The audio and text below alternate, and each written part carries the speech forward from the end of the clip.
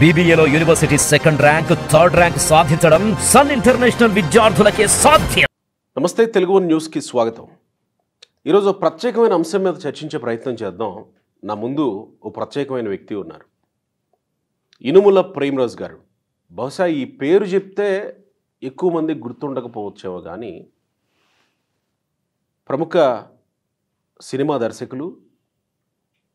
తెలంగాణలో 2023 డిసెంబర్ 3వ తేదీన ఫలితాలు రాబోతున్న ఎన్నికల ఫలితాలు. దానికి ఒక్కరోజు ముందుగా, అంటే డిసెంబర్ 2, 2023న మిత్రమా కేటీఆర్ అంటూ ఒక బహిరంగ లేఖ రిలీజ్ అయింది.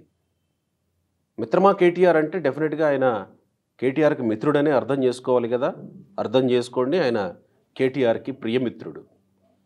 ఆయన ఆ బహిరంగ లేఖలో ప్రస్తావించినటువంటి అంశాలు 2 తెలుగు రాష్ట్రాల్లోనే కాక ప్రపంచంలో ఉన్నటువంటి తెలుగు వాళ్ళందరిలో ఎంత చర్చనీయాంశం అయ్యాయి, చివరికి టీవీ ఛానళ్లలో కూడా ఎంత చర్చనీయాంశం అయ్యాయి అనే సంగతి అందరికీ తెలిసిందే. ఒక్కో అంశాన్ని చాలా క్షుణ్ణంగా తెలంగాణ ఉద్యమ ప్రస్థానం మొదలైనప్పటి నుంచి ఉద్యమంలో ఈ ప్రేమరాజు గారు కూడా భాగమైనటువంటి అంశాలతో పాటు కేసీఆర్ దీక్ష, ఇక అంతిమంగా కేసీఆర్ దీక్ష చేయబోతున్న సందర్భంలో అందరూ కలిసి మదించి ఆ ప్రెస్ నోట్ కూడా రాసింది ఈ ప్రేమరాజు గారే. కేసీఆర్ ఉద్యమం చేస్తున్న టైంలో ఈ ప్రేమరాజు గారు రాసిన ఒక 16 పేజీల చిన్న బుక్లెట్ ఉద్యమాన్ని తారాస్థాయికి తీసుకెళ్ళింది. ఈ ప్రేమరాజు గారు టీఆర్ఎస్ పార్టీ, అప్పుడున్నటువంటి టీఆర్ఎస్ పార్టీకి అంత దగ్గరగా, ఉద్యమ పార్టీకి, రాజకీయ పార్టీకి కాదు, ఉద్యమ పార్టీకి, ఆయన మాటల్లోనే వినొచ్చు ఎందుకు రాజకీయ పార్టీకి కాదనే తర్వాత మాట్లాడదాం. ఉద్యమ పార్టీకి అంత దగ్గరగా, ఉద్యమంలో అంత కీలకంగా ఉన్నటువంటి వ్యక్తి 2023లో ఎన్నికల ఫలితాలకు ఒక్కరోజు ముందు ఆ లెటర్ రాయడం అంతే సంచలనమైంది. కేసీఆర్ ఇంట్లో కవితతో, కేసీఆర్తో ఎంత సన్నిహిత సంబంధం ఉండేదో ఆయన మాటల్లో కూడా మనం తెలుసుకోవచ్చు. బహుశా ఇప్పుడు వాళ్ళు ఒప్పుకోకపోవచ్చేమో, కానీ అంత సాన్నిహిత్యం ఉండేది అని అంటే కేటీఆర్ కూడా ఒప్పుకోక తప్పని పరిస్థితి. ఒకానొక సందర్భంలో ప్రేమరాజు గారు దర్శకత్వం వహించి ఆయన రచనల్లో విడుదలైనటువంటి శరణం గచ్చామి సినిమా ఆ రిలీజ్కి ఏదో ప్రీ రిలీజ్ ఫంక్షన్ ఏదో ఏర్పాటు చేసినప్పుడు కేటీఆర్ మాట్లాడిన మాటలు ప్రపంచం అంతా చూసింది. సరే, ఇంత పెద్ద ఉపోద్ఘాతం ఎందుకు చెప్తున్నానంటే, ఇంకొకటి, ప్రేమరాజు గారు ఆ బహిరంగ లెటర్లో రాసినటువంటి అంశాల్లో కీలకమైనటువంటిది, అప్పుడు కీలకంగా ఉన్నటువంటి అంశం ఏంటి, చంద్రబాబు నాయుడు సెప్టెంబర్ 9వ తేదీన నంద్యాలలో అరెస్ట్ అయ్యారు. ఆ తర్వాత ఆయన 53 రోజుల పాటు జైల్లో ఉన్నారు. ఆయన రిలీజ్ అయిన తర్వాత ఎలక్షన్ జరిగింది. ఎలక్షన్ జరిగిన తర్వాత ఫలితాలు వచ్చాయి. ఫలితాలు రాబోయే ముందు 2009లో తెలుగుదేశం పార్టీతో ఎందుకు పొత్తు పెట్టుకోవాల్సి వచ్చింది టీఆర్ఎస్ అనే అంశాన్ని కూడా అందులో ప్రస్తావించారు. అదొకటి, అంటే అప్పుడు సంచలనం అవుతున్నటువంటి విషయం అన్నమాట చంద్రబాబు అరెస్ట్ కూడా. సో ఈ అంశాలన్నింటినీ మేళవించి అంత దగ్గరగా పరిశీలించి తెలంగాణ ఉద్యమాన్ని, కేసీఆర్ కుటుంబానితో అంత సన్నిహిత సంబంధాలు కలిగినటువంటి వ్యక్తి ప్రేమరాజు గారు ఈరోజు మన స్టూడియోలో ఉన్నారు. డియర్ మిత్రమా కేటీఆర్ అంటూ రాసినటువంటి లేఖ ఆ రోజు ఆ సందర్భాన్ని బట్టి రాస్తే, ఇప్పుడున్నటువంటి సందర్భం, అసెంబ్లీ ఎన్నికల్లో 39 సీట్లు వచ్చాయి, బీఆర్ఎస్ పార్టీ ఓడిపోయింది. పార్లమెంట్ ఎన్నికల్లో 0 సీట్లు వచ్చాయి, బీఆర్ఎస్ పార్టీ కనుమరుగయ్యే పరిస్థితి వచ్చిందనేది విశ్లేషణలు చెప్తూ ఉన్నాయి. 37% అసెంబ్లీ ఎన్నికల్లో వస్తే సమీప 4 నెలల్లో 20% ఓట్లు కోల్పోయి 17%కి పార్లమెంట్ ఎలక్షన్స్లో బీఆర్ఎస్ పార్టీ పడిపోయింది. ఈ నేపథ్యంలో, అంటే ఈ పడిపోవటానికి కూడా కారణాలు రకరకాల విశ్లేషణల్లో మనం విన్నాం. అయితే అంతకంటే ముందు జరిగినటువంటి అతిపెద్ద సంఘటన ఏంటంటే కవిత అరెస్టు. మార్చి 15న ఎమ్మెల్సీ కవిత అరెస్టు జరిగింది. ఆ తర్వాత పార్లమెంటు ఎలక్షన్స్ జరిగాయి. సో ఈ పరిణామాలన్నింటినీ మేళవించి కవితకి బెయిల్ 5 నెలల తర్వాత బెయిల్ వచ్చిన సందర్భంగా టీఆర్ఎస్ ప్రస్తుతం ఉన్నటువంటి బీఆర్ఎస్ పార్టీని కాంగ్రెస్ పార్టీ ఏమో బీజేపీ కోర్టులోకి గోల్ కొడతానంటుంది. కాదు మేము కాంగ్రెస్ పార్టీ కోర్టులోకి గోల్ కొడతామంటే ఒకరికొకరు బంతాట ఆడుతున్నారు అనేది రాజకీయ విశ్లేషకుల నుంచి వినిపిస్తున్నటువంటి మాట. ఇలాంటి పరిస్థితుల్లోకి బీఆర్ఎస్ పార్టీ పడిపోయిన నేపథ్యం, భవిష్యత్తు గురించి మాట్లాడే ప్రయత్నం చేద్దాం.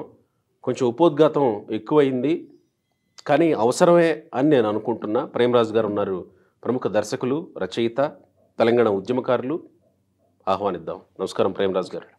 క్షమించండి, మిమ్మల్ని ముందు పెట్టుకొని చాలా ఉపోద్ఘాతం చెప్పాను. ఈ పరిస్థితికి కారణం ఒక్కొక్క అంశాలని మనం విశ్లేషించుకుంటూ రావచ్చేమో కదా, ఏం మాట్లాడుకోవచ్చు? అది దానికంటే ముందు నేను అడగాలనుకున్న ప్రశ్న, ఫలితాలని ముందే ఊహించారా? ఒక్కరోజు ముందు ఎందుకు మీరు మిత్రమా కేటీఆర్ అంటూ బహిరంగ లేఖ రాశారు? అంటే దానికి ముందు ఎవరికి కాంగ్రెస్ వస్తుందని చెప్పి బల్లగుద్ది చెప్పే పరిస్థితి లేదు. కొంత హోప్ఫుల్గా ఉండే, కొంత ఆశాజనకంగానే ఉండే కాంగ్రెస్ పరిస్థితి. వస్తుందేమో అనే డౌట్ తప్ప కాంగ్రెస్ గ్యారంటీగా వస్తుంది డ్యామ్ షూర్ అని ఎవరు చెప్పలే. ఏమన్నా ఇంకా కొంచెం మెజారిటీ తగ్గిన బీఆర్ఎస్ఏ వస్తుందేమో అని ఎక్కువ రాజకీయ విశ్లేషకులు కానీ సాధారణ ప్రజలు కానీ అనుకున్నారు. కొంచెం మెజారిటీ తగ్గొచ్చు, ఎందుకంటే కొంచెం రేవంత్ రెడ్డి గారి ఆధ్వర్యంలో కొంచెం కాంగ్రెస్ పుంజుకుంది కాబట్టి కొన్ని వాళ్ళకు సీట్లు పెరగవచ్చు, వీళ్ళకి కొన్ని తగ్గొచ్చు, కానీ మళ్ళీ బీఆర్ఎస్ అధికారంలోకి వస్తుందని చెప్పి ఎక్కువ మంది అనుకున్నారు. కొంతమంది కాంగ్రెస్ వస్తుంది అనుకున్నారు కానీ ఎక్కువ మంది బీఆర్ఎస్ఏ వస్తుందని చెప్పి అనుకున్నారు. అంటే నేను నా ఎనాలిసిస్ ప్రకారం ఏంటంటే, నా అంచనా ప్రకారం, నేను అంటే గ్రౌండ్ లెవెల్లో ఉండి నేను రాజకీయాలు కానీ ఇప్పుడు ఈ టీఆర్ఎస్ పార్టీ పరిస్థితి కానీ కాంగ్రెస్ పరిస్థితి కానీ అంచనా వేసే వ్యక్తిగా నాకు ఎందుకో దాదాపు ఒక వారం రోజుల ముందు నుంచే, వారం 10 రోజుల ముందు నుంచే నాకు అయిపోయింది బీఆర్ఎస్ పని, కాంగ్రెస్ అధికారంలోకి వస్తుందని చెప్పేసి నాకు గట్టిగా అనిపించింది. అట్లా నేను నా ఎనాలిసిస్ ప్రకారం నేను రిజల్ట్ రాకముందే ఒకటి రాద్దామని చెప్పేసి నేను ఫేస్బుక్లో నేను ఒకటి వీడుకోలు మిత్రమా అని చెప్పేసి, అంటే కంప్లీట్ ఇంకా దాంట్లో ఎలాంటి శేషబీషాలు లేవు, డౌట్ ఏం లేదు, ఇంకా అయిపోయింది, ఇంకా వీడుకోలు మీకు అధికారం పోయింది అనే టోన్లో అప్పుడు నేను రాకముందే వీడుకోలు చెప్పేశారు. వీడుకోలు అదే జరుగుతుందని నాకు గట్టి అంచనా, గట్టి నమ్మకం. నేను అనుకున్నది రాశాను అప్పుడు, అది అనుకోకుండా అది బాగా వైరల్ అయింది. ఒక్కో అంశాన్ని మనం అందులో నుంచి తీసుకుంటే ఒక్కొక్క సందర్భాన్ని, కొన్ని సందర్భాలను ప్రస్తావించండి. ఒక్కో సందర్భం, ఏ సందర్భాల్లో మీరు టీఆర్ఎస్ పార్టీతో ఉన్నారు, ఏ సందర్భాల్లో ఉద్యమాన్ని ఉధృతం చేయడంలో మీరు ఉన్నారు, తర్వాత మీరు రాజకీయంగా నేను నా ఉపోద్ఘాతంలో చెప్పాను, రాజకీయ పార్టీకి దూరంగా ఉద్యమ పార్టీకి దగ్గరగా అని. ఎందుకు ఆ పరిస్థితుల్లోకి వెళ్ళిపోయారు? అంటే ఉద్యమ పార్టీ అంటే అప్పుడు తెలంగాణ ఉద్యమ అవసరాల కోసం పుట్టిన పార్టీ టీఆర్ఎస్ పార్టీ. అప్పుడు సరే ఉద్యమ పార్టీ అయినా అంటే మనం చెప్పుకోవటానికి ఉద్యమ పార్టీ అయినా టెక్నికల్గా అది కూడా ఒక రాజకీయ పార్టీ. రాజకీయ కోణం ఉండాలి, రాజకీయ ముఖం అనేది ఉండాలి. ఎందుకంటే పార్లమెంట్లో కానీ అసెంబ్లీలో కానీ ప్రాతినిధ్యం ఉంటేనే ఉద్యమాన్ని ముందుకు తీసుకెళ్లగలమని తెలంగాణ ఉద్యమకారులు, జయశంకర్ సార్ లాంటి మేధావులు అందరూ అనుకున్నప్పుడే ఒక రాజకీయ పార్టీ కావాలని అవసరాల కోసం పుట్టింది అది. అయితే దాన్ని ఉద్యమ పార్టీ అన్నాం, కానీ అది ఫక్తు రాజకీయ పార్టీ అని కూడా ఓ సందర్భంలో కేసీఆర్ గారు చెప్పారు తెలంగాణ వచ్చిన తర్వాత. ఇంకా ఇప్పటి నుంచి మాది ఫక్తు రాజకీయ పార్టీ అని. కానీ ఎప్పటికైనా అది రాజకీయ పార్టీ. అప్పుడు ఉద్యమ అవసరాల కోసం పుట్టింది కానీ అది రాజకీయ పార్టీ అంటాం దాన్ని. మీరు అన్ని అంశాల మీద తర్వాత ఎందుకు రియలైజ్ అయ్యారు? కేసీఆర్ తోటి, కేసీఆర్ ఫ్యామిలీ తోటి, టీఆర్ఎస్ పార్టీ తోటి సెయిల్ అవుతున్నప్పుడు మీకు ఈ అంశాలన్నీ ఎవరు చెప్పలేదా? తర్వాత ఎందుకు రియలైజ్ అవ్వాల్సి వచ్చింది? ఒకటి, మొట్టమొదట మీరు రాసినటువంటి పాయింట్, అందులో మంత్రి పదవి ఇవ్వలేదని చంద్రబాబుతో విభేదించి బయటకు వచ్చినటువంటి కేసీఆర్ అనే అంశాన్ని రాశారు. అది మీకు ముందు తెలీదా? తర్వాత ఎందుకు రియలైజ్ అవ్వాల్సి వచ్చింది? లేదు, 100% అందరికీ తెలుసు, అది నా ఒకటికని కాదు. మరి కొనసాగుతూనే వచ్చారు కదా. అయితే తెలంగాణలో అంటే మేధావులు, ఉద్యమకారులతో సహా, ఉద్యోగులతో సహా అందరికీ తెలుసు. అప్పుడు అది చంద్రబాబు నాయుడు గారు మంత్రి పదవి ఇవ్వకపోవటం వల్లనే ఇతను ఈ ఉద్యమం వైపు మొగ్గాడనేది. అయితే అప్పుడు ఉద్యమం ఉధృతంగా లేకపోయినా కానీ అప్పుడు మావోయిస్ట్ పార్టీ కానీ తెలంగాణ కోసం తీర్మానం చేసింది మావోయిస్ట్ పార్టీ. తర్వాత అక్కడక్కడ ప్రజా సంఘాలు, ఉద్యమ సంస్థలు కొన్ని తెలంగాణ కోసం అప్పటికే పనిచేస్తున్నాయి. అది వరంగల్ డిక్లరేషన్ అనేది దానికి ఒక పెద్ద ముందడుగు. ఇవన్నీ జరుగుతూ ఉన్నాయి. కేసీఆర్ ఏం పుట్టించాల తెలంగాణ ఉద్యమాన్ని. అయితే ఆ క్రమంలో అందరూ భావించారు ఒక పొలిటికల్ పార్టీ ఉంటే బాగుంటుంది అని చెప్పేసి అప్పుడు అందరూ అనుకున్నప్పుడు వాస్తవంగా ఫస్ట్ ఇంద్రకరణ్ రెడ్డి గారిని సంప్రదించారంటారు. అప్పుడు పెద్దవాళ్ళు పోయి కొంతమంది అడిగారు. తర్వాత పీజేఆర్ గారిని కూడా అడిగారట అప్పుడు. అంటే మీరు ముందుకు రండి, ఎందుకంటే కొంచెం ప్రజల్లో పేరున్న వ్యక్తులు, మీరు ముందుకు వస్తే తెలంగాణ ఉద్యమానికి ఊపు వస్తుంది అని చెప్పేసి వాళ్ళని అడిగినప్పుడు అప్పుడు కాంగ్రెస్ పార్టీ బలంగా ఉంది. ఆ పార్టీని విభేదించి దాంట్లో నుంచి బయటకు వచ్చి ఓ తెలంగాణ ఉద్యమాన్ని నెత్తినెత్తుకోవడానికి ఎవరు సంసిద్ధులుగా లేరు అప్పుడు. ఎందుకంటే వాళ్ళకి ఎప్పుడు అది తెలంగాణ అనేది ఊహాజనితం. వస్తుందా తెలంగాణ, ఇప్పుడు తెలంగాణ అంటే వస్తుందా? ఎప్పుడెప్పుడో 69లో ఉద్యమం జరిగినప్పుడే అంతమంది బలిదానం చేసినా కానీ అది ఫెయిల్ అయింది. ఆ ఉద్యమం తెలంగాణ రాలేదు.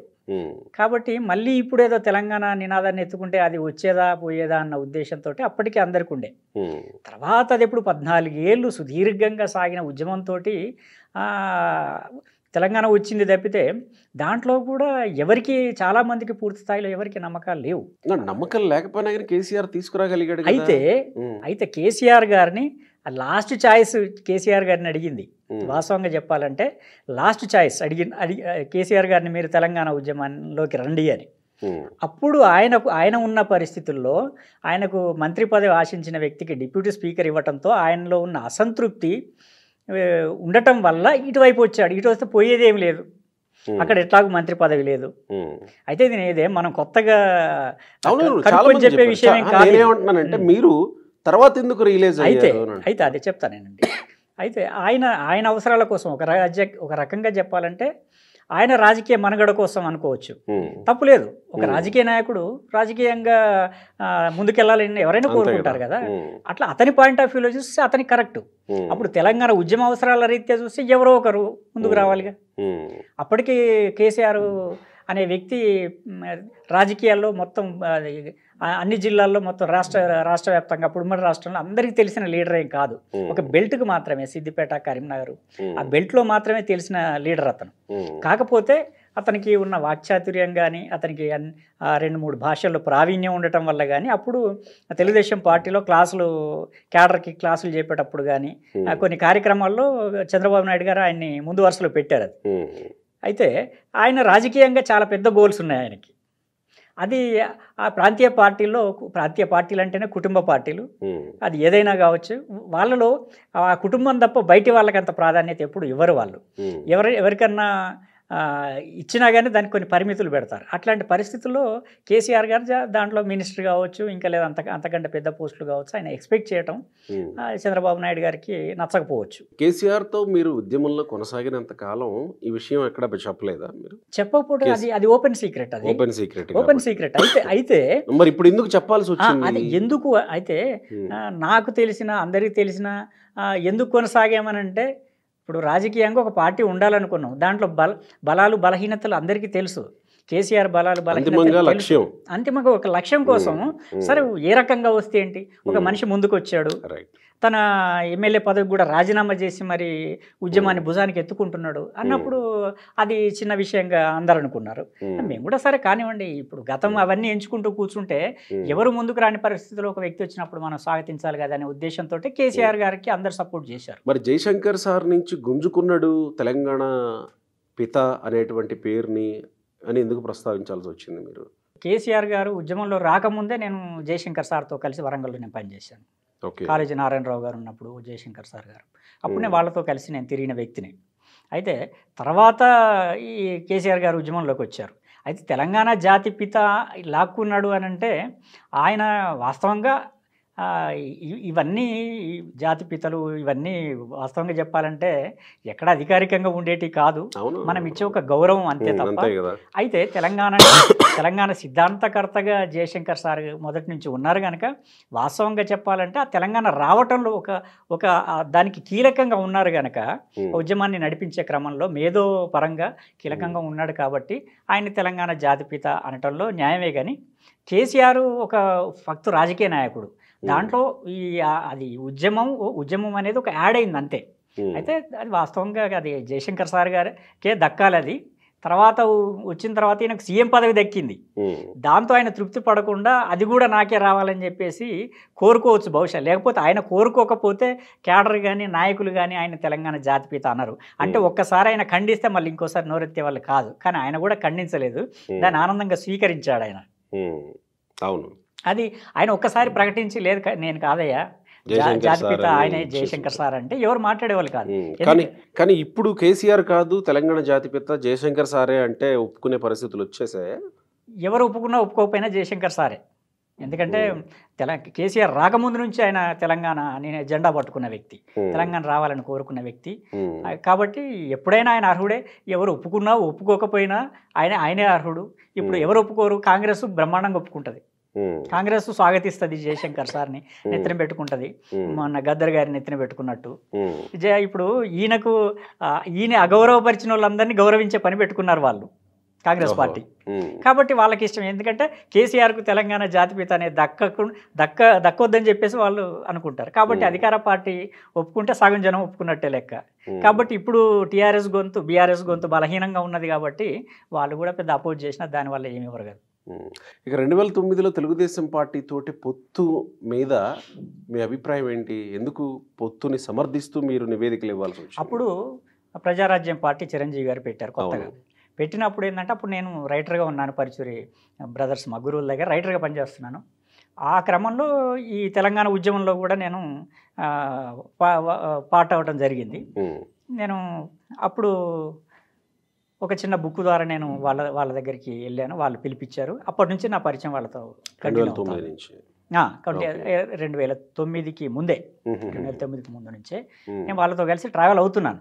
దాదాపు ఉద్యమ క్రమంలో అసలు దాదాపు నేను నా ప్రొఫెషన్ కూడా పూర్తి స్థాయిలో పక్కన పెట్టి ఉద్యమంలో పార్టిసిపేట్ చేస్తున్న సందర్భం అది. అంటే 2001 నుంచి లేరు మీరు టీఆర్ఎస్ పార్టీ పెట్టినప్పటి నుంచి? నేను అంటే ఉద్యమం స్టార్ట్ అయిన తర్వాత నేను ప్రజా సంఘాలతో కలిసి నేను బయట ఉద్యమంలో ఉన్నాను. వీళ్ళతో లేను, పార్టీతో లేను, కేటీఆర్తో లేను, కానీ నేను బయట ఉద్యమంలో ఉన్నాను నేను. అయితే తెలుగు మహాసభలప్పుడు కూడా అప్పుడు మేము చాలా తీవ్రంగా వాటిని ప్రతిఘటించడం జరిగింది. వైఎస్ రాజశేఖర రెడ్డి గారి పీరియడ్లో అప్పుడు మమ్మల్ని అరెస్ట్ చేశారు. నేను మూమెంట్లో ఉన్నాను. అయితే నేను వీళ్ళ దగ్గర చేరినప్పటి నుంచి చాలా సీరియస్గా పనిచేశాను. వాళ్ళు కూడా ఏంటంటే వాళ్ళు ఒక కోర్ కమిటీలో అది ఎవరినైతే పిలుస్తారో దాంట్లో కూడా మనల్ని కూడా ఒక భాగంగా మనల్ని పిలిచి మన అభిప్రాయాలు కూడా అడిగేవాళ్ళు. ఏంటి 2009లో టీడీపీతో పొత్తు అని అంటే అప్పుడు పీఆర్పీ ఆవిర్భవించింది, పోటీ చేస్తూ ఉంది. కాంగ్రెస్, టీఆర్ఎస్, తెలుగుదేశం పార్టీ పోటీ చేస్తూ ఉన్నాయి. ఏంటి మీ నివేదిక సారాంశం ఏంటి దాంట్లో? అయితే అప్పుడు కేసీఆర్ గారికి అంటే ఏదో భ్రమలో లేదంటే ఆయన ఏదో భ్రమల్లో ఉన్నాడని నేను అనుకున్నా, లేదంటే ఆయన ఏదో సర్వేలు చేయించుకున్నాడో. ప్రజారాజ్యం పార్టీ స్వీప్ చేస్తుంది అంటే లేదంటే మెజార్టీ స్థానాలు గెలుచుకుంటుందని చెప్పేసి కేసీఆర్ గారు చిరంజీవి ముఖ్యమంత్రి అవుతాడా లేదా కానీ మెజార్టీ స్థానాలు అయితే విన్ అవుతాడని చెప్పేసి అనుకున్నారు, కేసీఆర్ గారు భావించారు. అయితే మొదటి నుంచి కూడా ఒక సినిమా వాళ్ళంటే ఒక ఏంటంటే మామూలు అభిమానులకు ఉండే ఆ గ్లామరు పట్ల అట్రాక్షన్ అనేది ఆయన లోపల కూడా నాకు కనిపించింది. అంటే చిరంజీవి గారు లేదంటే ఇంకొక సినిమా యాక్టర్ ఎవరైనా సరే ఆ రోడ్డు మీద ఇది వెళ్తూ ఉంటే జనం ఎట్లా తిరిగి చూస్తారు, అదే భావన వాళ్ళకు కూడా ఉందని అనిపించింది నాకు. అంటే అంత క్రేజ్ సినిమా వాళ్ళు వచ్చేస్తే ఏదో జరిగిపోద్దని. అంటే ఎన్టీఆర్ని చూశారు కదా, ఎన్టీఆర్ అదే పరిస్థితి. మరి చాలా మంది ఫెయిల్ అయిన వాళ్ళు ఉన్నారు. ఎన్టీఆర్ సక్సెస్ అవ్వచ్చు, కానీ రాజకీయాల్లో సినిమా వాళ్ళ తర్వాత మన కృష్ణ గారైనా, కృష్ణరాజు గారైనా, అప్పుడు జగ్గయ్య గారైనా, శారద గారైనా చాలా మంది రాజకీయాల్లోకి వచ్చారు. అంటే రాజకీయాల్లోకి రావడం వేరు, ఒక నినాదాన్ని తీసుకొని రాజకీయ పార్టీ పెట్టి నిలబెట్టగలగడం వేరు. అది ఒక ఎన్టీఆర్కే సాధ్యమైంది. నేను అదే అంటున్నా, ఎన్టీఆర్ లానే చిరంజీవిని కూడా అనుకుని ఉండొచ్చు కదా. అయితే ఇంత రాజకీయ అనుభవం ఉన్న కేసీఆర్ గారు అట్లా అనుకోవటం చాలా ఆశ్చర్యం అనిపించింది నాకు.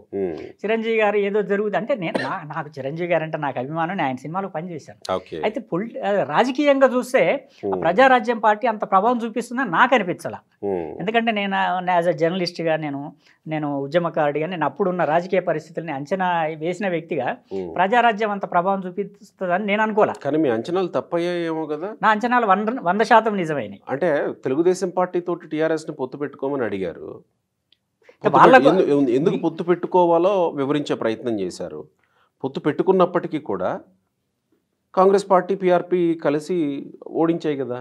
అయితే వీళ్ళు అనుకుంటే ఇంకా అంతకంటే ఎక్కువ నష్టం జరిగేది. నా ఉద్దేశం ఏంటంటే ఆయన ప్రజారాజ్యంతో పొత్తు పెట్టుకోవాలని చెప్పేసి కేసీఆర్ గారు భావించారు. ఓకే. భావించి పార్టీలో కూడా అందరికి అదే మ్యాటర్ చెప్తున్నారు. ఓకే. ఓకే. మీరు కొనసాగిస్తున్నారు, మధ్యలో ఆపాను. ఓకే. అయితే నేను ఒకరోజు అంటే నాకు తెలిసి అప్పుడున్న పరిస్థితులలో హరీష్ రావు గారికి కూడా ప్రజారాజ్యంతో పోవాలని లేదు, కేటీఆర్ గారికి కూడా లేదు, నాకున్న అబ్జర్వేషన్ ప్రకారం. అయితే ఒకరోజు నేను ఇంట్లోకి వెళ్ళేసరికి హరీష్ రావు గారు అంటే నేను వెళ్ళకముందే వాళ్ళిద్దరి మధ్యన బహుశా డిస్కషన్ జరిగి ఉంటుంది. ఆయన బయటకు వస్తున్నాడు, నేను వెళ్తా ఉంటే అన్న నేను తినట్లేదన్న మీరు చెప్పండి అన్న అన్నాడు హరీష్ రావు గారు. అంటే నేను వెళ్ళి కూర్చున్నాను కేసీఆర్ గారి దగ్గర, ఒకరే ఉన్నారు. నేను కూర్చో ప్రజారాజ్యంతో పొత్తు వద్దు సార్ అని చెప్పాను. ఎందుకు వద్దు అన్నాడు. అని అంటే లేదు సార్ ఆ పార్టీ నిలబడదు సార్ అన్న. నువ్వు ఎట్లా చెప్తావా అన్నాడు. అంటే ఆయన ఏదైనా నిర్ణయం తీసుకుంటే ఆయన కోణంలో చాలా మదించి చాలా ఆలోచించే తీసుకుంటాడు.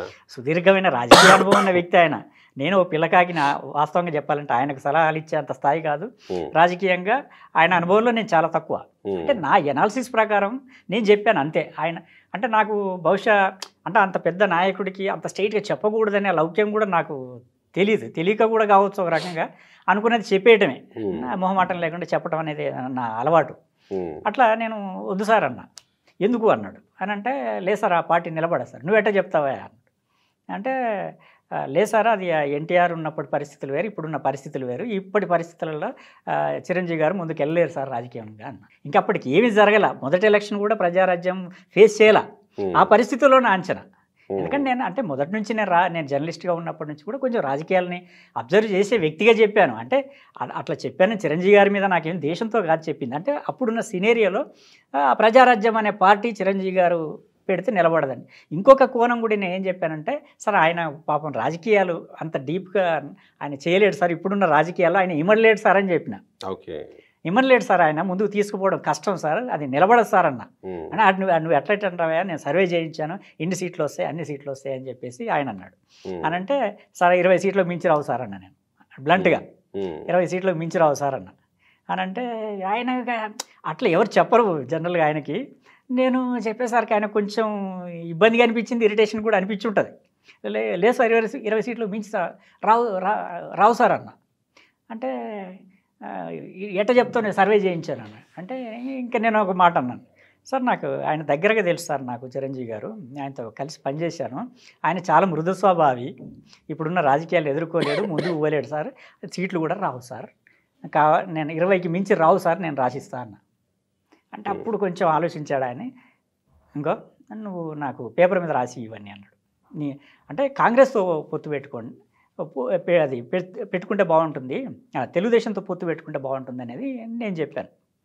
చెప్తే సరే ఇట్లా కాదా నాకు పేపర్ మీద రాసి అన్నాడు. సరే అని నేను ఇంటికి వెళ్ళిపోయి సరే సార్ అని వెళ్ళిపోయి నేను మళ్ళీ నీట్గా రాసి తెలుగుదేశం ప్రజారాజ్యం ప్లస్ మైనస్ నేను రాసి ఒక 4 పేజీలు ఒక నివేదికలాగా రాసి నీట్గా డీటీపీ చేయించుకొని తీసుకెళ్ళి తెల్లారి ఆయన ముందు పెడితే మొత్తం చూసుకున్నాడు, ఇంకేం డిస్కస్ చేయాల, ఇంకంతే, ఇంకా మొత్తం చదువుకున్నాడు అంతే. ఇంకొక మాట ఆయనకు నాకు మధ్యన ఏ సంభాషణ జరగల.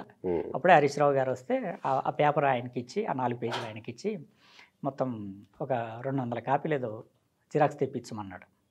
ఓకే. తెప్పించమని చెప్పి ఆయన తెప్పించాడు. ఆయన తెప్పించిన తర్వాత ఇది మన అందరికీ నాయకులకి డిస్ట్రిబ్యూట్ చేయండి, దీని మీద ఒపీనియన్ చెప్పండి అన్నాడు. అంటే నేను చెప్పిన దాన్ని అంటే నేను అప్పుడు ఆయనతో ముఖాముఖి చెప్పిన దానికి దాన్ని ఒక పాయింట్ టు పాయింట్ చెప్పిన దానికి ఆయన కొంతవరకు ఏకీభవించాడు, కన్విన్స్ అయ్యాడు. ఇదే అంటే సరే ఓకే ఇది ఓకే మన నాయకులకు కూడా అని చెప్పేసి చెప్పాడు. దాన్ని పరిగణలోకి తీసుకున్నారు. సరే పూర్తిగా నేను చెప్తేనే వాళ్ళతో టీడీపీతో పొత్తు పెట్టుకున్నారని నేనేమన్ను, ఆయన అనాలిసిస్ ఆయనకు ఉంటుంది, ఆయన లెక్కలు ఆయనకు ఉంటాయి. కాకపోతే దాంట్లో నేను ఏదో ఒక నా ఐడియా నేను చెప్పగలిగాను, దాన్ని ఎంతో కొంత పరిగణలోకి తీసుకున్నాడు. అంతవరకు నేను చెప్పగలను. తర్వాత నేను అనుకున్నట్టు తర్వాత వాళ్ళు కూడా భావిస్తేనే అవుద్ది, నేనంటే జరగదు. తర్వాత వాళ్ళు కూడా అనుకున్నారు, వాళ్ళు మాట్లాడుకుని తర్వాత తెలుగుదేశం పార్టీతోటే పొత్తు పెట్టుకున్నారు. అది జరిగింది అక్కడ. అంటే మీ అంచనాలు తప్పయ్యాయేమో కదా. 19 నేను 20 అన్నాను, 19 అలా కదా. ప్రజారాజ్యం గురించి కాదు, తెలుగుదేశం పార్టీతో పొత్తు పెట్టుకుంటే తెలుగుదేశం పార్టీ టీఆర్ఎస్ పార్టీ కూటమి ఓడిపోయింది కదా. అయితే నేను అనుకునేది ఏంటంటే టీడీపీ నేను చెప్పిన దాంట్లో కారణాలనే టీడీపీ క్యాడర్ బేస్డ్ పార్టీ. అప్పటి నుంచి ఇప్పుడు కూడా క్యాడర్ బేస్డ్ పార్టీ. క్యాడర్ ఉంటుంది దానికి. ప్రజారాజ్యం కొత్తగా వచ్చింది. అభిమానులు ఇప్పుడు మనకు బహిరంగ సభల్లో వచ్చే అభిమానులందరూ ఓట్లేయరు. చిరంజీవి గారైనా రేపు ఇంకొకరైనా ప్రజల్లోకి వెళ్తే, ఎన్టీఆర్ వెళ్తే కూడా జనం వస్తున్నారు. అవన్నీ ఓట్లుగా మారతాయా లేదా అనేది డౌట్ అక్కడ. కాబట్టి కనీసం ఎంతో కొంత దీనికి క్యాడర్ ఉంటుంది కాబట్టి ఎంతో కొంత లాభం జరిగే అవకాశం ఉంటుంది అనేది నేను చెప్పాను. తర్వాత ఇప్పుడు ఇప్పుడు ఆల్రెడీ వాళ్ళతో వెళ్ళినా కొంత నష్టం జరిగింది కదా అని అంటే, నా ఎనాలిసిస్ ఏంటంటే ప్రజారాజ్యంతో పోతే ఇంకా ఎక్కువ నష్టం జరిగేదేమో. అది జరగలేదుగా. కాంగ్రెస్ తో వెళ్ళొద్దని డిసైడ్ అయినప్పుడు ఇక్కడ ఉన్నాయి 2 ఆప్షన్లే. అట్లాంటప్పుడు నేను వీళ్ళతో వద్దు వీళ్ళతో వెళ్ళండి అని చెప్పాను నేను. అప్పుడు సరే నేను చెప్పిందే జరిగింది అనుకోవాలా. సరే దాని మీద వాళ్ళు కూడా సమాలోచనలు చేసి ఉంటారు, వాళ్ళు మాట్లాడుకొని ఉంటారు. అప్పటి వరకు కాంగ్రెస్ పరిపాలించింది కాబట్టి యాంటీ ఇన్కంబెన్సీ ఉంటుంది, ఆటోమేటిక్ గా ఉంటుంది కదా. టీడీపీ ప్రతిపక్షంలో ఉంది కాబట్టి టీడీపీ ప్లస్ టీఆర్ఎస్ కలిస్తే అది ఎక్కువ గెయిన్ చేయగలుగుతుంది, ఎక్కువ లాభం జరుగుద్ది అనేది నా ఎనాలిసిస్. అంతే. కొత్త పార్టీ వచ్చింది కాబట్టి దానివల్ల దాంతో పొత్తు పెట్టుకుంటే పెద్ద లాభం జరగదు అనే ఉద్దేశంగా నేను చెప్పాను. అంటే దాంట్లో కూడా పెద్ద అద్భుతాలు ఏం జరగలేదు, కానీ ఇంకా తక్కువ డ్యామేజ్ జరిగిందేమో అని నా ఉద్దేశం. ఇంకా ఎక్కువ డ్యామేజ్ జరిగేది అని. ఈ పరిణామాలన్నింటి తర్వాత జరిగినటువంటి అతి కీలకమైనటువంటి పరిణామం తెలంగాణ ఆవిర్భవించడం. తెలంగాణ కాంగ్రెస్ పార్టీ ఆమోదించింది, పార్లమెంట్లో బిల్లును ఆమోదించారు, తెలంగాణ వచ్చింది. మొత్తం ఫార్మేషన్ డే ఏంటి, మొత్తం తెలంగాణ తర్వాత టీఆర్ఎస్ పార్టీ అధికారంలోకి వచ్చింది. ఆ తర్వాత మళ్ళీ టీఆర్ఎస్ పార్టీ అధికారంలోకి వచ్చింది. ఇక మూడోసారికి వచ్చేసరికి అసలు విషయం మనం ఇప్పుడు మాట్లాడబోతున్నటువంటి మెయిన్ కోర్ సబ్జెక్ట్. ఇదంతా నేను ఎందుకు మీతో చెప్పించానంటే, అసలు మీకు టీఆర్ఎస్కి కేసీఆర్కి ఏంటి అనే విషయంలో కొంత జనాలకు తెలియజేసే ప్రయత్నం చేశాను. ఇప్పుడు మనం అసలు విషయం మాట్లాడదాం. సో అలాంటి పార్టీ టీఆర్ఎస్ పార్టీ, అలాంటి పార్టీ ఒక రకంగా దేశ్కి నేత అయ్యాడు రెండోసారి గెలిచిన తర్వాత కేసీఆర్. దేశంలో ఎన్నో రాష్ట్రాల్లో పోటీ చేయబోయాడు. భారత రాష్ట్ర సమితిగా ఆవిర్భవించింది. మహారాష్ట్ర అన్నాడు, కేరళ అన్నాడు, తమిళనాడు అన్నాడు, ఉత్తరప్రదేశ్ అన్నాడు, వెళ్ళాడు చాలా చోట్లకి వెళ్ళాడు, పశ్చిమ బెంగాల్, అన్ని చోట్లకి తిరిగి వచ్చాడు. దేశంలో ఏదో కొత్త చరిత్ర సృష్టించబోతున్నావు అన్నాడు. కట్ చేస్తే ఈరోజు తెలంగాణలో నేను ఉపోద్ఘాతం చెప్పిన పరిస్థితి కనబడతా ఉంది. సడన్గా 20% ఓట్లను కోల్పోయి 17% ఓట్లకి పరిమితం అయ్యారు. పార్లమెంట్ ఎన్నికల్లో 0 రిజల్ట్స్. కవిత అరెస్ట్ అయ్యింది, ఈరోజు రిలీజ్ అయ్యింది, ఇంటికి వచ్చింది. కవితకి బెయిల్ రావడం మీద బీఆర్ఎస్ పార్టీని అటు ఇటు ఆడుకుంటున్నారు. 2 జాతీయ పార్టీలు, బీజేపీ, కాంగ్రెస్. ఈ పరిస్థితుల్లోకి వెళ్ళిపోవడం వెనుక రీజన్స్ ఏం చర్చించవచ్చు మనం? అంటే దేశ్కి నేత అని ఆయన అనుకున్నాడు, దేశ్కి నేత అవుదాం అనుకున్నాడు. సరే తాను ఇక్కడ నుంచి సరే ఇక్కడ తెలంగాణ వరకు నేను చేయాల్సిందంతా అయిపోయింది, ఇంకా నా కార్యక్షేత్రం ఢిల్లీ, నేను ప్రైమ్ మినిస్టర్ అవుదామని అనుకున్నాడేమో. సరే ఆయన తిరిగాడు, అందరి దగ్గర తిరిగాడు. ఈయన అందరి దగ్గరికి వెళ్ళాడు. ఒకటి గమనించాలి, ఈయన అందరి దగ్గరికి వెళ్ళాడు తప్పితే ఈయన దగ్గరికి పెద్దగా ఎవరు రాలా, ఒకరిద్దరు తప్ప. వచ్చారుగా సమాజ్వాదీ పార్టీ, అదే అంటున్నాను. తర్వాత ఇప్పుడు కేజ్రీవాల్ వచ్చిన. అయితే ఈయన ఉరుకులాడినంత ఎవరు ఉరుకులాడలా. ఈయన దేశ్కి నేత అయ్యే అవసరం, కేసీఆర్ గారు దేశ్కి నేత అయ్యేంత అవసరం ఉన్నది, లేదా ఈయన నాయకత్వం అవసరం ఉన్నది దేశానికని ఎవరు భావించాల. కుమారస్వామి చాలా సందర్భాల్లో వచ్చి కలిసి హడావుడి చేశాడు. కట్ చేస్తే ఇప్పుడు ఆయన కేంద్ర మంత్రి. అదే అంటున్నా. ఇప్పుడు ఈయనే వాళ్ళకి ప్రత్యేకమైన ఫ్లైట్లు వేసో, లేదంటే ఈయన వాళ్ళని రమ్మని అంటే సరే మర్యాదకు ఒకసారి వచ్చిపోయినో లేదప్ప, వాళ్లకు ఈ అందరికీ కలిసి దేశ్కి నేత లేదా ఢిల్లీలో చక్రం తిప్పాలనంటే కనీసం అప్పుడు నేషనల్ ఫ్రంట్ చైర్మన్గా కనీసం అప్పుడు చంద్రబాబు నాయుడు గారు, ఎన్టీఆర్ గారు కానీ కనీసం ఆ స్థాయిలోనైనా ప్రధానులను నిర్ణయించే స్థాయిలోనన్నా కనీసం వాళ్ళు ఉన్నారు. ఈయన ఆ స్థాయిలో కాదు కదా, అంతకంటే ఎక్కువ ఆశించాడు ఈయన. అది అక్కడ తనకు ఆ రకమైన గ్రౌండ్ సిద్ధంగా ఉన్నదా లేదా, ఢిల్లీలో తనను అందరూ యాక్సెప్ట్ చేస్తున్నారా లేదా అనేది అతను మర్చిపోయాడు. ఎందుకంటే ఒక్కటి మెయిన్గా క్రెడిబిలిటీ. ఢిల్లీలో నాకు తెలిసినంత వరకు కేసీఆర్ గారికి క్రెడిబిలిటీ లేదు.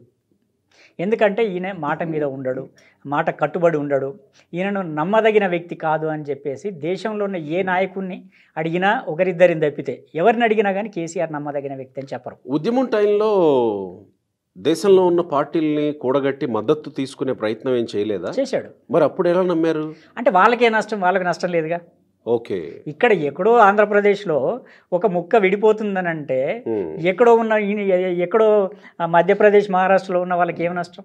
ఓకే, కాబట్టి 4 సార్లు తిరిగి అది ఇక్కడ చారిత్రక అవసరం, ఇక్కడ తెలంగాణ ఏర్పాటు అనేది ఇక్కడ చిరకాలంగా ఉన్న కోరిక అని ఇక్కడ ఉన్న పరిస్థితులను వాళ్ళ ముందు ఏకరువు పెడితే చాలామంది సానుకూలంగా స్పందించారు, కొంతమంది రిజెక్ట్ కూడా చేశారు. అంత దూరం ఎందుకు ఇక్కడ ఉన్న మన ఎంఐఎంఏ ఒప్పుకోలేదు. కాబట్టి అది చాలాసార్లు ఆయన ఒక్కడే కాదు, ఆ పార్టీ తరఫున వినోద్ కుమార్ గారు కానీ చాలామంది అందరి దగ్గర తిరిగారు. ఒక వాళ్ళందరి ఆమోదం కోసం చాలామంది ప్రయత్నాలు చేశారు, ఒప్పుకున్నారు. సరే, ఒక రాష్ట్రం విడిపోతుందంటే వాళ్ళకు వచ్చే పెద్ద నష్టం లేదు. ఇప్పుడు వాళ్ళ రాష్ట్రంలో ఏదైనా జరిగితే వాళ్ళకి నష్టం, కానీ అట్లా అది వ్యక్తిగతంగా కేసీఆర్ గారి మీద కేసీఆర్ అందరికీ ఆమోదయోగ్యుడని దాన్ని దృష్టిలో పెట్టుకొని లేదంటే ఆ సంఘటనల వల్ల మనం అనుకోవటానికి లేదు. ఇక్కడ నాయకత్వం వహిస్తానంటే అక్కడ కదా వాళ్ళకి సమస్య. నువ్వెందుకు నాయకత్వం వహించాలి? నీకున్న సీట్లు ఎన్ని? మాకున్న సీట్లు ఎన్ని? మహారాష్ట్ర మధ్యప్రదేశ్లో వీళ్ళకంటే ఇప్పుడు డబుల్ ఇది రెట్టింపు సీట్లు ఉన్న వాళ్ళు అది వదిలేసి నీకున్న తక్కువ సీట్లలో నీకు ఒక చిన్న తెలంగాణ బెల్ట్ నిన్ను నాయకుడిగా వాళ్ళు ఎందుకు ఆమోదిస్తారు? అక్కడ ఉన్నది నంబర్ గేమేనా? పార్లమెంట్లో నంబర్ గేమ్ అయినప్పుడు ఆ నంబర్ గేమ్లో నీ సంఖ్య పరిస్థితులన్నీ కేసీఆర్ లాంటి దురంధరుడికి తెలియదా? తెలిసి ఎందుకు చేయాల్సి వస్తుంది?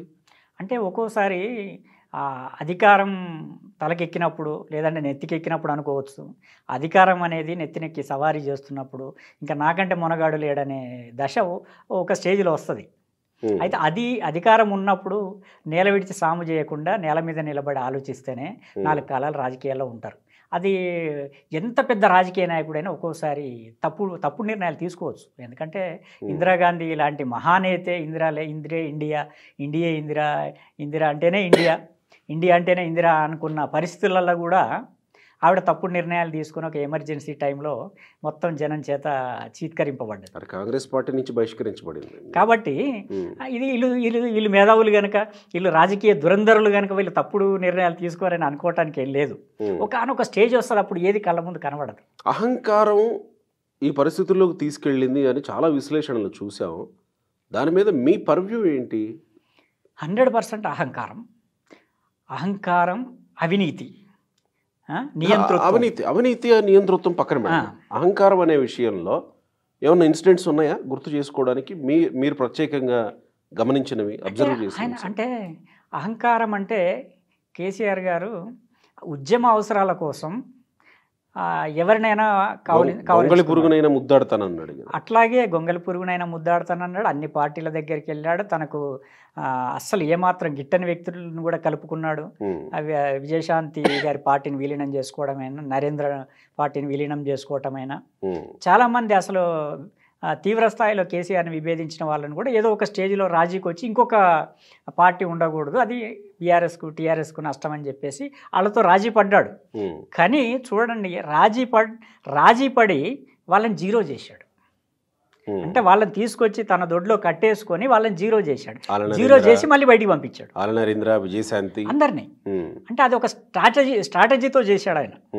అంటే వాళ్ళు కూడా తెలియక ఒక రకంగా ఆయన వల్ల పడ్డారని చెప్పేసి అనుకోవచ్చు. కోదండరామ్ వీళ్ళందరినీ అంటే ఆ విషయాలలో రాజకీయంగా కేసీఆర్ ఆరితేరినోడు. తనకు ప్రమాదం లేకుండా చేస్తుంది. అది రాజకీయం అవుతుంది కానీ అహంకారం ఎట్లా అవుతుంది? అది దాని గురించి కాదు. అహంకారం అనేది వేరే సబ్జెక్టు.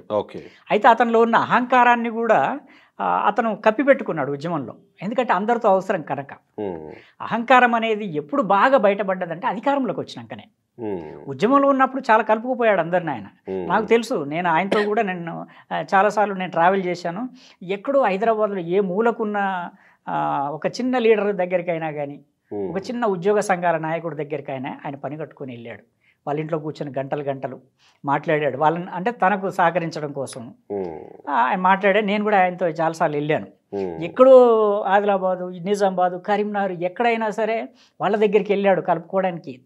తను నిలబడటం కోసం, తన ఉనికి కోసం, తన అస్తిత్వం కోసమే ఆయన చేసుకొని ఉండొచ్చు. కానీ పరోక్షంగా ఏంటంటే అప్పుడు ఆ క్రమంలో తెలంగాణ ఉద్యమానికి కూడా అది అవసరం. అది రెండు రకాలుగా అతనేమనుకున్నాడు, నాకు వ్యతిరేకంగా ఎవరు ఉండకూడదని చెప్పేసి అనుకున్నాడు. మిగతా అందరూ కూడా ఏంటంటే ఆ ఉద్యమం కోసం అందరూ కలిసి వచ్చారు. ఆయనలో ఉన్న అహంకారం అనేది అది అధికారంలోకి వచ్చిన తర్వాత ఎక్కువ ఎక్స్పోజ్ అయింది. అతను కూడా ఇంకా దాచుకోవాలి, ఉద్యమంలో దాచుకున్నాడు. ఇష్టం ఉండో ఇష్టం లేకపోను అంచుకున్నాడు ఆయన. కానీ అధికారం వచ్చిన తర్వాత ఇంకా నన్ను మించినోడు ఎవడు, అధికారమే చేతిలో ఉంది, ఇంకా నాకు ఎవరితో పని ఏంటి, ఏ కోదండరామ్తో పని ఏంటి, ఓ గద్దర్తో పని ఏంటి, జయశంకర్ సార్తో పని ఏంటి, అప్పుడు ఉద్యమంలో తనతో కలిసి వచ్చి పనిచేసిన సహచరులతో కూడా నాకేంటి పని, ఇప్పుడు పవర్ నా చేతిలో ఉంది, డబ్బు ఉంది, అధికారం ఉంది, నేను ఏమైనా చేయగలను అని ఆయన అసలు స్వరూపం రకంగా చూపించడం మొదలుపెట్టాడు.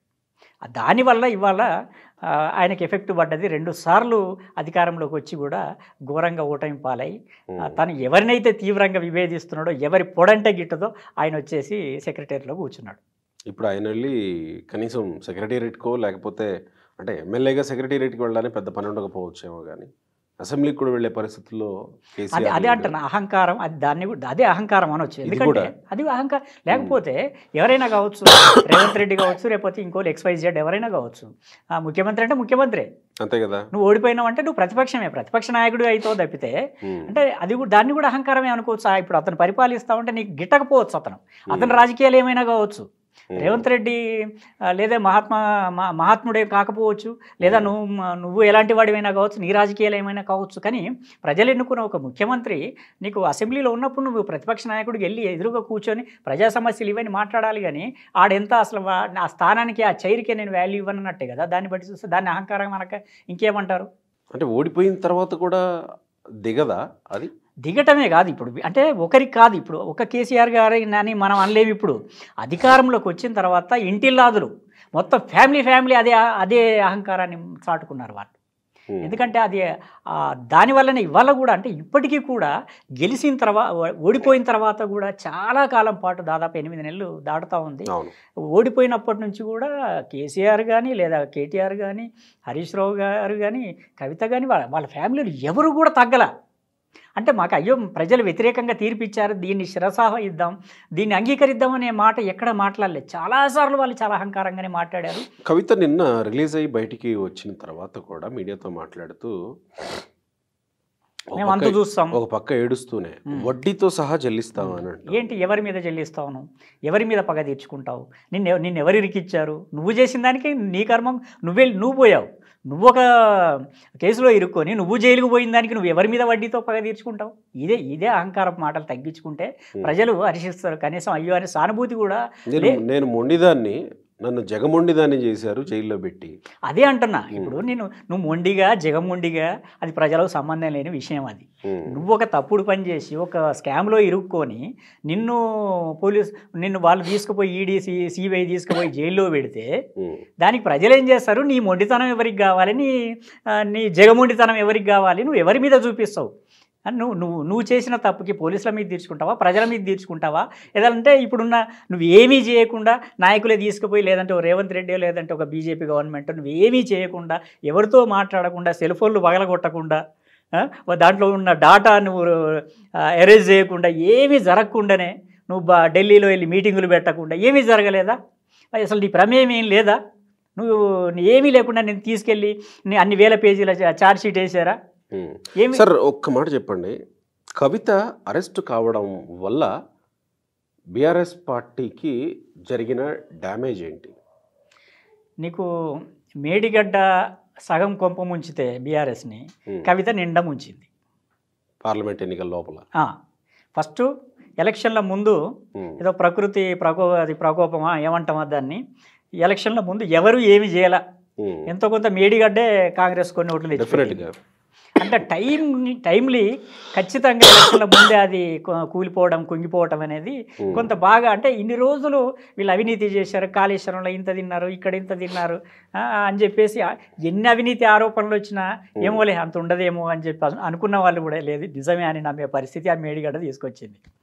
దాంతో ఎలక్షన్లలో చాలా డ్యామేజ్ జరిగింది వాళ్ళకి. అంటే ఉదాహరణకి ఆంధ్రప్రదేశ్ ఎలక్షన్స్ లో ల్యాండ్ టైటిలింగ్ యాక్ట్ పోషించిన పాత్ర అది పోషించింది. అంటే ఇప్పుడు ఒకటి మనం తప్పే చేయకుండా ఉండాలి, మనం అన్ని తప్పులు చేద్దాం అన్ని కవర్ చేసుకుందాం అంటే ఎప్పుడూ సాధ్యం కాదు. ఇప్పుడు దేవుని నమ్మేవాళ్ళు దేవుడు చూస్తాడంటారు, లేదంటే ప్రకృతిని నమ్మేవాళ్ళు ప్రకృతి చూస్తుంది అంటారు. అట్లా అక్కడైనా ఇక్కడైనా నువ్వు తప్పులు చేసినప్పుడు నువ్వు అన్నింటినీ కప్పిపుచ్చలేవు, ఏదో ఒకటి బయటపడుతుంది. అది మొత్తం నీ రాజకీయ జీవితాన్ని సర్వనాశనం చేస్తుంది. సో కవిత అరెస్ట్ కాకుండా ఉంటే, మరి అరెస్ట్ కాకుండా ఉంటే ఏమన్నా పార్లమెంట్ ఎన్నికల్లో భిన్నమైన ఫలితాలు ఉండేయా? పోనీ కొన్ని సీట్లన్నా బీఆర్ఎస్ గెలవడానికి అవకాశం ఉండేదా పార్లమెంట్ ఎన్నిక? అంటే నా అంచనా ప్రకారం అరెస్ట్ చేసిందే ఓట్ల కోసం. అంతకుముందు చెయ్యలేదు కాబట్టి అసెంబ్లీలో తగ్గినాయి. కవితని అంతకుముందు నుంచి కేసు ఉంది కదా, అరెస్ట్ చేస్తారంటే చాలాసార్లు అనుకున్నారు.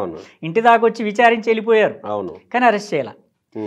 అరెస్ట్ జరగకపోవటం వల్లనే బీజేపీ బీఆర్ఎస్ కుమ్మక్కైనాయి, ఈ రెండు పార్టీలు ఒకటే అని కాంగ్రెస్కు ప్లస్ అవుతుందనే అరెస్ట్ చేశారు. రైట్. వాళ్ళు అనుకున్నట్టు బీఆర్ఎస్కి నష్టం జరిగింది, బీజేపీకి లాభం జరిగింది. అది వాళ్ళు సక్సీడ్ అయ్యారు, బీజేపీ సక్సెస్ అయ్యారు. అయితే వాళ్ళకి 4 సీట్లు ఎక్కువ తెచ్చుకోగలిగారు పార్లమెంట్ ఎలక్షన్లో, వీళ్ళని 0 చేయగలిగారు. అయితే దీంట్లో ఇంకొక లోపాయికారి ఒప్పందం కూడా ఉందని చెప్పేసి అనుకుంటారు. అది నిజమంటానికి కూడా కొన్ని కళ్ళ ముందు కొన్ని కనబడతా ఉంది. అంటే వీళ్ళు వాంటెడ్లీ చాలా ఏరియాల్లో వీళ్ళు నిష్క్రియాపరంగా ఉన్నారు. వీళ్ళు చాలా నియోజకవర్గాల్లో బీఆర్ఎస్ కనీసం పోలింగ్ ఏజెంట్లను కూడా కొన్ని చోట్ల పెట్టకుండా, అసలు అక్కడ నాయకులకి అంటే ఇండైరెక్ట్ గా హింట్ ఇచ్చి లేదా మీరు సైలెంట్ గా ఉండండి అంటే, ఇప్పుడు రేవంత్ రెడ్డి అన్నట్టు మీరు చెప్తున్న దాని ప్రకారం ఒకవేళ కవిత అరెస్ట్ అయింది కాబట్టి నిష్క్రియాపరంగా ఉన్నారేమో అని అనుకుందాం. అరెస్ట్ కాకుండా ఉంటే బీఆర్ఎస్కి ఏమన్నా అవకాశం ఉండేదా, లేదా అసలు పూర్తిగా ఇంకా 17% కూడా వచ్చేది లేదా? అయితే అది అప్పుడు అరెస్ట్ కాకుండా ఉంటే బీజేపీకి ఇంకెక్కువ నష్టం జరిగేది. కొన్ని 2-3 వీళ్ళకి 2-3 సీట్లు వీళ్ళకి వచ్చేది, బీఆర్ఎస్ కొన్ని 2-3 సీట్లు వచ్చేది. ఇక బీజేపీకి ఇంకా ఇప్పుడు వచ్చిన వాటిలో చాలా గండిపడేది. దీంట్లో ఈ పరిస్థితి బీజేపీ చిత్తశుద్ధికి సంబంధించిన అంశం. ఇక్కడ ఏమయ్యేదనంటే ఇంకో 2-3 సీట్లు బీజేపీకి వచ్చి అది బీఆర్ఎస్కి వచ్చి బీజేపీ సీట్లు కాంగ్రెస్ వాళ్ళు లాక్కునేవాళ్ళు. రైట్. కాంగ్రెస్ ఇది 0 అయినా ఆశ్చర్యం లేదు. ఓహో ఇప్పుడు వీళ్ళ కొంచెం క్రెడిబిలిటీ ఉండి ఇంకా అరెస్ట్ చేయకపోతే ఆటోమేటిక్గా బీజేపీకి హెవీ లాస్ అయ్యేది. అది ఆ లాస్ నుంచి వాళ్ళు కవర్ చేసుకోగలిగారు. అది నయానో భయానో అది నీకు వీళ్ళని అక్కడ ఆమెను జైల్లో పెట్టడం వల్ల కొంత కేసీఆర్ తగ్గాడు, వీళ్ళు కొంత క్రెడిబిలిటీ హైక్ చేసుకోగలిగారు. చూడండి మాకేం సంబంధం లేదు వాళ్ళతోటి. ఇక్కడ ఒక్క మాట మాట్లాడుకోవాల్సిందే ఖచ్చితంగా. 5 నెలల పాటు కవిత జైల్లో ఉంటే కేసీఆర్ ఒక్కసారి కూడా కవితను చూడడానికి వెళ్ళే ప్రయత్నం చేయలేదు. వాళ్ళ కుటుంబం అందరితోనూ మీకు పరిచయాలు ఉన్నాయి. నాకు తెలిసి కేసీఆర్ వైఫ్ ఏమైనా ఇన్వాల్వ్ అవుతుండే వాళ్ళ అంటే ఆమె పాపం రాజకీయంగా ఎట్లా ఇన్వాల్వ్ ఏం కాలేదు. సరే, ఆమె తప్ప మిగతా వాళ్ళందరితోటి మీకు పరిచయాలు ఉన్నాయి కదా, కాస్త దగ్గర పరిచయాలే ఉన్నాయి కదా. కవిత కూడా మీకు దగ్గరగానే ఉండేది కదా, ఆమె కూడా రాజకీయ నాయకురాలు అయ్యారు కదా, ఉద్యమంలో ఉన్నారు కదా. సో కేసీఆర్కి కవితకి 5 నెలల పాటు జైల్లో ఉంటే చూడకుండా ఉండేంత పరిస్థితులు ఏమన్నా వచ్చాయా? లేకపోతే కేసీఆర్ అక్కడికి వెళ్ళి కవితని ఒకరోజు చూసి పరామర్శిస్తే ఇంకేమన్నా మెసేజ్ వెళుతుందని ఏమన్నా కేసీఆర్ ఆగి ఉన్నాడు? ఎట్లా అర్థం చేసుకోవాలి దీన్ని? 100%. ఎందుకంటే ఆయన వెళ్ళకపోయినా ఆయన అన్ని ప్రయత్నాలు చేశాడు, ఏది చేయకుండా ఉండలేదు. ఒక తండ్రిగా అతనికి ఉండే బాధ అతనికి ఉంటుంది, కానీ అతను వెళ్ళలేదు. కానీ ఆయన చేయాల్సిన ప్రయత్నాలన్నీ హరీష్ రావు గారి ద్వారా కేటీఆర్ ద్వారా చేశాడు. వీళ్ళు మొత్తం వెనక నుండి వీళ్ళు నడిపించకపోతే అక్కడ ఎట్లా జరుగుతుంది? అన్ని వీళ్ళ ద్వారా చేశాడు ఆయన. చేసి ఏ ప్రయత్నాన్ని ఆయన వదులుకోలేదు, అన్నీ చేశాడు. కాకపోతే అతను వ్యక్తిగతంగా అతను అక్కడికి వెళ్ళకపోవడానికి ఫిజికల్గా రీజన్ ఏంటంటే అక్కడికి వెళ్తే ఇంకా ఎక్స్పోజర్ ఎక్కువ అవుతుంది. కేసీఆర్ లాంటి వ్యక్తి అక్కడికి ఎంత లేదన్నా తర్వాత తెలంగాణ ఉద్యమం తర్వాత మళ్ళీ 2 సార్లు ముఖ్యమంత్రి అయిన తర్వాత కొంత దేశవ్యాప్తంగా ఆయనకు ఒక ఇమేజ్ అనేది ఉండే అవకాశం ఉంటుంది. కనుక హైదరాబాద్ అంటే గ్లోబల్ సిటీ, హైదరాబాద్ ఎక్కడ ఉందంటే తెలంగాణలో ఉంటుంది. కాబట్టి ఈయన ఢిల్లీకి వెళ్తే కొంత ఇంకా మీడియా ఫోకస్ ఎక్కువ అవుతుంది. కేసీఆర్ వచ్చాడు అంటే ఎందుకు వచ్చాడు? బిడ్డ జైల్లో ఉంది కాబట్టి వచ్చాడు. బిడ్డ ఎందుకు జైల్లో ఉంది? పలానా స్కామ్లో ఇరుక్కున్నది కాబట్టి. దేనికోసం పోతే ఇంకేదో బయటపడి, కాబట్టి అతను ముందు చూపుతోటే అతను అక్కడ దాకా వెళ్ళలేదు. కాబట్టి అతను లాయర్లకి నిమిషానికి లక్షలు అలాగని ఇచ్చే లాయర్లను అలాగని కవిత పెట్టారు. మీద ప్రేమ లేఖనో అదేం కాదు, అదే అట్లేం కాదు. అది ఎంత ఎవరు చూసుకున్నా కానీ ఒక తండ్రి కూతురు మీద ప్రేమ లేదని చెప్పేసి మనం అనుకోలేము. అవును కదా. అతను రాజకీయంగా ఆలోచించే వచ్చే దుష్పరిణామాలని ముందు చూపుతోటి గ్రహించి అతను పోలేదు అక్కడికి. పోలేదు కానీ నిమిషానికి లక్షలు తీసుకునే లాయర్లను పెట్టారు కదా, పెట్టారు. సమర్థవంతంగానే వాదనలు వినిపించారు. 5 నెలలు ఫైట్ చేశారు వాళ్ళు. కాకపోతే కోర్టు వాళ్ళకి అనుకూలంగా లేదు. 5 నెలల తర్వాత బయటకు వచ్చారు. అదే మరి మనీష్ సిసోడియా అంత తొందరగా రాలేదు. అవును. కాబట్టే మనీష్ సిసోడియా ఎందుకు అన్ని రోజులు ఉన్నాడు అక్కడ? అతను డిప్యూటీ చీఫ్ మినిస్టర్ ఢిల్లీకి. ఆయన అన్ని నెలలు ఉన్నాడు. వీళ్ళకి 5 నెలలకే జైల్లో నుంచి బయటకు వచ్చాడని ఇప్పుడు కాంగ్రెస్ ఆరోపణ కదా. ఇప్పుడు మీకు లోపాయికారి ఒప్పందం లేకపోతే 5 నెలలకి ఎందుకు బయటకు వస్తుంది? ఆయన సంవత్సరం కాలం జైల్లో పెట్టి ఈమె 5 నెలలకి ఎట్లా బయటకు వచ్చింది, మీరు ఒకటని చెప్పేసి వీళ్ళు అంటున్నారు. ఇప్పుడు ఈమె కేసులో వాదించిన లాయర్ కాంగ్రెస్ మనిషి గనక, ఆయనకి మొన్న రాజ్యసభ ఇచ్చారు కనుక మీరు ఒకటని బీజేపీ అంటారు. అయితే ఇక్కడ చాలా విచారకరమైన విషయం ఏంటంటే, కేసీఆర్ అనే వ్యక్తి తెలంగాణ ఉద్యమంలో కావచ్చు, పెద్దగా సీట్లు లేకపోయినా, ఇన్ని ఓట్లు లేకపోయినా కాంగ్రెస్ని టీడీపీని ఫుట్బాల్ ఆడుకున్నాడు. తన హయాంలో అయితే అసలు టీడీపీ లేకుండా చేయగలిగిన వ్యక్తి. నీకు 10 ఏళ్ల గడువు ఇక్కడ ఉన్న ఉమ్మడి రాజధానిగా ఉన్నా కానీ ముందే బిస్తర్ సర్దుకొని ఆంధ్రప్రదేశ్కి వెళ్ళేటట్టు చేయగలిగిన వ్యక్తి. ఓటుకు నోటు కేసు అది దాన్ని సమర్థవంతంగా వాడి, సరే అది ఎట్లా చేశాడనే పక్కన పెడితే, అంటే ఇతను ఇన్ని రకాలుగా అవతల పార్టీలను ముప్పు తిప్పలు పెట్టిన వ్యక్తి. ఇతనే ఒక చక్రబంధంలో ఇరుక్కున్నాడు. ఇప్పుడు వీళ్ళు ఫుట్బాల్ ఆడుకునే పరిస్థితి. ఇతను కాంగ్రెస్ కొడితే బీజేపీలో పడుతున్నాడు, బీజేపీ కొడితే కాంగ్రెస్లో పడుతున్నాడు. అంటే ఒక ఆటోలో అరటి పండు, ఒక రకంగా చెప్పాలంటే ఆటోలో అరటి పండుగ మారిపోయింది. మీ పార్టీలో అంటే మీ పార్టీలో మాకొద్దు బాబు అంటే మాకొద్దు బాబు అనుకునే పరిస్థితి. ఆల్రెడీ బండి సంజయ్ అన్నాడు కదా, అంత అవినీతి పరుడు మాకెందుకని. అంటే రేపు కలుస్తారా లేదా అనేది పక్కన పెడితే ఎవరు కూడా నేను ఓన్ చేసుకునే పరిస్థితి లేదు. ఇవాళ వచ్చేసి నువ్వు బోరు అని జైల్లో చేసుకోవడం కాదు, కనీసం దగ్గరికి తీసుకునే పరిస్థితి లేదు. ఇవాళ జైల్లో నుంచి వచ్చి బోరుని ఏడ్చినా కానీ జనం కూడా అయ్యో అనే పరిస్థితి లేదు. అంటే ఇంత దురవస్థ తెలంగాణ సమాజంలో చర్చ జరగలేదు. ఎందుకు కవిత జైల్లో 5 నెలల పాటు ఉంటే ఇది ఎక్కడ కనిపించలేదు ఎందుకు అంటే? అసలు ఆ దందానే చాలా అనైతికమైన దందా. అది సారా దందా అంటారు తెలంగాణలో. సారా దందా ఓ రకంగా చెప్పాలంటే, అంటే క్లాస్గా బీరు బ్రాండ్ కావచ్చు కానీ సారా దందా. సారా దందాలో మగాళ్ళు చేస్తేనే ఒక రకంగా ఉంటుంది. అది ఏదో వ్యాపారం కోసం చేస్తానంటే అని మగాళ్ళు చేస్తేనే అదొక రకం అంటరాని వ్యాపారం లాగా ఉంటుంది. అలాంటిది ఒక ఆడకూతురు ఆ దందాలో దిగి దాన్ని ఢిల్లీలో ఒక లాబింగ్ ఒక గ్రూప్ ఏర్పాటు చేసి ఆ గ్రూప్కు లీడ్ చేసుకుంటూ ముందు నడవటం తెలంగాణ ప్రజానీకానికి నచ్చల. ఫస్ట్ నువ్వు అరెస్ట్ అయిన కేసే ఒక అనైతికమైన కేసులాగా తెలంగాణ ప్రజలు భావించారు. ఈమె ఇది ఎందుకు చేసిందనే భావన వాళ్ళలో ఉండటం వల్ల నువ్వు జైల్లో పోతేంది, అరెస్ట్ అయితేంది, ఈయనకి ఏ శిక్ష పడితేంది అన్నట్టు తెలంగాణ జనానికి ఎవరికి కనీసం కూడా దాని మీద సానుభూతి లేకుండా అయిపోయింది. బతుకమ్మ అంటే కవితక్క, కవితక్క అంటే బతుకమ్మ అనుకునే రేంజ్లో ప్రొజెక్ట్ చేసుకున్నారు కదా సార్. అయితే ప్రాజెక్ట్ ఉద్యమంలో ఒక అంటే అర్హత లేని వాళ్ళు, అనామకులు కూడా పెద్ద లీడర్లు అయ్యారు చాలామంది. అంటే ఆ ఉద్యమం వాళ్ళకి ఆ బేస్ కల్పించింది. దాంట్లో ఇప్పుడు కవిత అంటే ఎవరు? ఉద్యమ నాయకుడి కూతురు.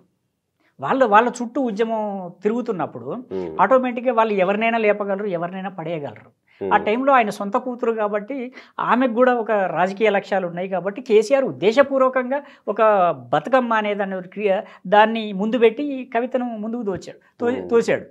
వీళ్ళకు కూడా ప్రతి సంవత్సరం కొంత ఫండ్ ఇవ్వటం. మరి ఇప్పుడు తెలంగాణ సమాజం మీరు అన్నట్టు ఒక ఆడకూతురు పోయి లిక్కర్ స్కామ్లో ఉండడం ఏంటని తెలంగాణ సమాజం కొంత దూరం పెట్టే ప్రయత్నం చేసిందని అన్నారు కదా. మరి ఇప్పుడు మళ్ళీ వచ్చి తెలంగాణ జాగృతి అనో లేకపోతే బతుకమ్మ అని అంటే యాక్సెప్ట్ చేసే అవకాశం అప్పుడున్నంత స్పందన అయితే ఉండదు. ఎలవమ్మా అంటారు, సార్లేవమ్మా అంటారు. అప్పుడు నెత్తికెత్తుకున్న బతుకమ్మనే వదిలే అమ్మ నువ్వు చేసిన పని అంటారు అనే పరిస్థితి ఉన్నది. ఇప్పుడు ఆవిడ మళ్ళీ వచ్చి నిలబడాలంటే చాలా టఫ్ జాబ్ ఆమెకి ఇప్పుడు. ఎందుకంటే ఆ కేసు ఇంకా అయిపోలా, జైలుకు వచ్చింది అంతే. కరెక్టే, జైలుకు వెళ్ళొచ్చిన రాజకీయ నాయకులందరూ మహానాయకులు అయ్యారు కదా సార్, ముఖ్యమంత్రులు అయ్యారు కదా. జగన్మోహన్ రెడ్డి, రేవంత్ రెడ్డి, చంద్రబాబు నాయుడు మొన్న రీసెంట్గా, కేసీఆర్. అయితే అవినీతినైనా సహిస్తారేమో కానీ అనైతికమనే పనులను సహించరు జనం. అవినీతి అయినా సరే కొంతవరకు సర్లే రాజకీయాలలో ఎవరు చేయట్లేదు. ఇదేంటంటే ఆడవాళ్ళ తాలిపుస్తలకు సంబంధించిన విషయం. తాగి ప్రాణాలు పోగొట్టుకుంటారు. డైరెక్ట్ ఎఫెక్ట్ ఇది. అవినీతి అనేది నీ జేబులో నుంచి నా జేబులో నుంచి డబ్బులు ఎవరు కొట్టారు, వెనక నుంచి పోతుంది. మన వెనక నుంచి డబ్బు పోతుంది, డైరెక్ట్ ఎఫెక్ట్ పడదు. ఇది డైరెక్ట్ తాగి తాలిపుస్తలు తెంపుకుంటే డైరెక్ట్ ఎఫెక్ట్ ఆడకూతులకి. కాబట్టి దీని మీద ఎక్కువ ఎవర్షన్ ఉంటుంది, మెయిన్గా మహిళలకి. మళ్ళీ నువ్వు బతుకమ్మ ఎవరితో ఆడాలి, మహిళలతోటే ఆడాలి. కాబట్టి వాళ్ళకి అది రిలేటెడ్ సబ్జెక్ట్ అది. కాబట్టి ఇప్పుడు కవితకి కష్టం, ఎందుకంటే మీరు అన్నది నిజం. నీకు అవినీతి చేసి జైలుకు పోయి వచ్చిన వాళ్ళు ముఖ్యమంత్రులు అయ్యారు కదా, దేశవ్యాప్త తర్వాత ముఖ్యమంత్రులుగా ఉండి జైలుకు పోయారు. అవును కదా. కానీ ఇది కొంచెం కవిత గారికి చాలా ఇబ్బందికరమైన పరిస్థితి. మిగతా చాలా రాష్ట్రాలు ఉన్నాయి చెప్పుకోవాలంటే. ఈ కవితకి మాత్రం చాలా ఇబ్బందికరం. అంటే దీని నుంచి బయటపడి మళ్ళీ పాత ఇమేజ్ తెచ్చుకోవాలంటే కవితకి మాత్రం చాలా కష్టం. ఇప్పుడు ఉన్నటువంటి బీఆర్ఎస్ పార్టీకి కవితకు బెయిల్ రావడాన్ని ఒక మహా కార్యక్రమంలాగా, ఒక మహా విజయంలాగా ప్రొజెక్ట్ చేసుకునే పనిలో కనబడుతుంది. ఎయిర్పోర్ట్ నుంచి ర్యాలీ పెట్టుకొని కవితని ఇంటికి తీసుకొని పోయే ప్రయత్నం. సో దీనివల్ల ఏమన్నా బీఆర్ఎస్ పార్టీకి చేకూరే లబ్ధి, వనగూరే లబ్ధి ఏమన్నా ఏముంటుంది? ఇప్పుడు వాళ్ళ కార్యకర్తలు ఉంటారు, రమ్మంటే వస్తారు, ఊరేగింపు చేస్తారు. ఈమెమో ఇప్పుడు కడిగిన ముత్యంలాగా బయటకు వచ్చిందని అంటున్నా. కడిగిన ముత్యమేం కాదు కదా, ఇంకా ఆ మకిలు అట్లనే ఉంది. నువ్వు బెయిల్ మీదనే వచ్చావు, కేసు కొట్టేలే.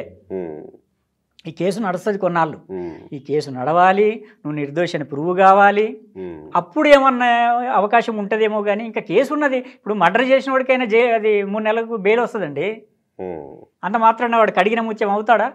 కేసు నడుస్తుంది కదా, నిమ్మే కేసు పోలేదు కదా, ఇంకా నువ్వు ఎట్లా సర్టిఫికేట్ ఇస్తావు? కేసు నడుస్తుంది, జైలు కేసు రన్నింగ్లో ఉంది.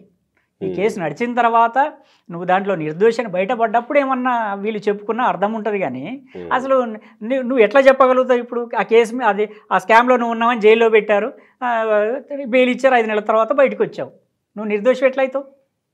నువ్వు కోర్టు కూడా నేను నిర్దోషాన్ని నేను చెప్పలేదు కదా, కొన్ని లోపాలు ఉన్నాయి అవతల పక్షం వాదనలో అన్నది తప్పితే నువ్వు నిర్దోషాన్ని ఏం చెప్పలా. కాబట్టి నువ్వు ర్యాలీలు తీసినా, నువ్వు ఊరేగింపులు చేసినా, పూల వర్షాలు కురిపించుకున్నా ఎవరేమో నమ్మరు. ఇప్పటికిప్పుడు వనగూరే ప్రయోజనం ఏమీ లేదు బీఆర్ఎస్ పార్టీ. ఇప్పుడు వచ్చి అంటే ఇదివరకు ఉన్నంత తలెగరేసుకొని అంత నైతిక స్థైర్యంతో నువ్వు జనంలోకి పోయే అవకాశం కవితకి ఇప్పట్లో రాదు. సో కవిత ఇష్యూ బీఆర్ఎస్ పార్టీని ఏ తీరాలకు చేర్చింది అని ఒక మాటలో ఏం చెప్పుకోవచ్చు అండి? కవిత ఇష్యూ ఓవరాల్గా అరెస్టు, బెయిలు, ఈ వ్యవహారాలన్నీ పూర్తిగా నేలకు గరిపించింది. కవిత ఇష్యూ బీఆర్ఎస్ పార్టీని కంప్లీట్గా, అంటే ఓటమి అనేది ఏ రాజకీయ పార్టీలకైనా గెలుపోటములు సహజం. అవును కదా. అయితే అది ఈ కవిత అరెస్ట్ కాకుండా ఖాళీ 39 సీట్లతో ఓటమి ఎదురైనా కొంత వాళ్ళు ఫైట్ చేయడానికి అవకాశం ఉండేది. కానీ నైతికంగా బాగా దిగజార్చింది బీఆర్ఎస్ పార్టీని. ఇప్పుడు వాళ్ళు కవిత ఒకతే కాదు, మొత్తం వాళ్ళ ఫ్యామిలీ, వాళ్ళ పార్టీ మొత్తం దీనికి సమాధానం చెప్పుకోవాల్సిన డిఫెన్స్లో పడిపోయే పరిస్థితి మాత్రం కవిత వాళ్ళకి క్రియేట్ చేసింది. అంతవరకు డ్యామ్ షూర్. ఇప్పుడు ఏం చెప్తారు మీ మిత్రుడు కేటీఆర్కి? మిత్రమా కేటీఆర్ అని ఏమన్నా చెప్పాలని ఉందా? అయితే వ్యక్తిగత జీవితంలో తప్పులు చేస్తే సరిదిద్దుకోవచ్చు, ఆ వ్యక్తికి సంబంధించిన విషయం. ఆ వ్యక్తి చుట్టుపక్కల ఉండే వాళ్ళకు మాత్రం కొంతమందికి ఎఫెక్ట్ అయ్యే విషయం ఒక వ్యక్తి తప్పు చేస్తే. అంటే ఇలాంటి స్థానంలో ఉన్న వ్యక్తులు ఒక తెలంగాణ ఉద్యమంలోనే కీలకంగా పనిచేసిన నాయకులు తప్పు చేస్తే అది రాష్ట్ర వ్యాప్తంగా ప్రభావం చూపిస్తుంది. ఇప్పుడు నువ్వు ప్రజలందరికీ 4 కోట్ల ప్రజలకు సమాధానం చెప్పాల్సిన పరిస్థితి.